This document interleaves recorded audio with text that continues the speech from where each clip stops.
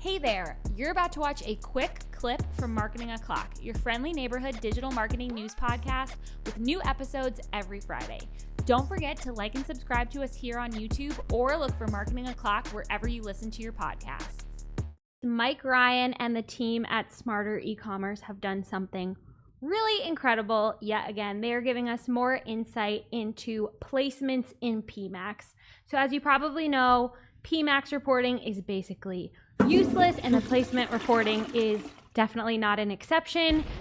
You can try to be sneaky and add a segment to see places in your reporting, and everything is just going to come in as cross-network, and you don't get any information about where your ads are running. And Mike Ryan starts this post on LinkedIn, which we will have a link to in the show notes, Discord, all the places. You can join us at community.marketingoclock.com. He's really eloquently talking about why this is a problem, and everyone should definitely check out the post. But, you know, just my less eloquent version is this is really annoying because, first of all, people don't know what they're buying. You don't know if these are running on YouTube. You don't know if they're running in search. You don't know if they're running in display. So, like, that in and of itself is problematic. Then you don't know what's working. So you could have a YouTube placement that's working really well and converting and is relevant to whatever your business is, and you would never get that insight to, like, improve your campaign or use it in other campaigns.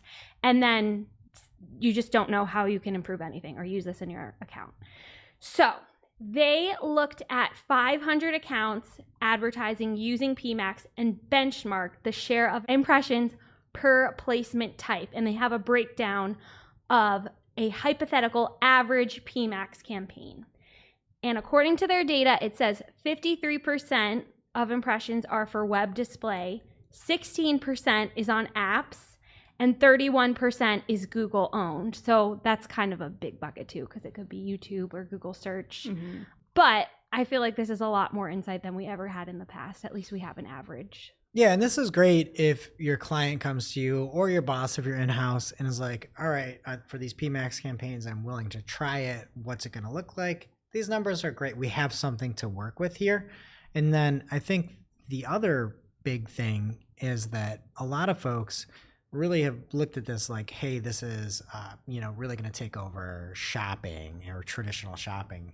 And when you look at this and you see that 31% are on Google owned and operated sites, like search is one of those, YouTube, Gmail, things like that.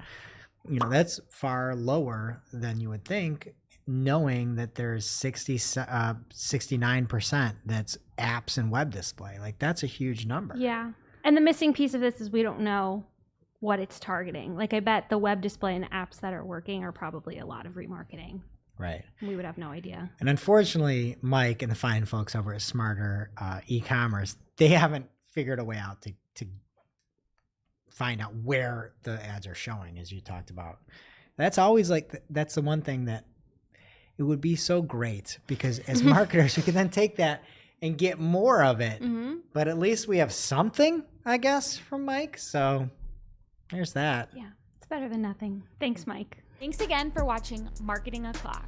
We'd love you forever. If you'd like this video, subscribe to our channel and share it with a friend. And don't forget, you can also catch our Famous Friday news show on your favorite podcast player every week.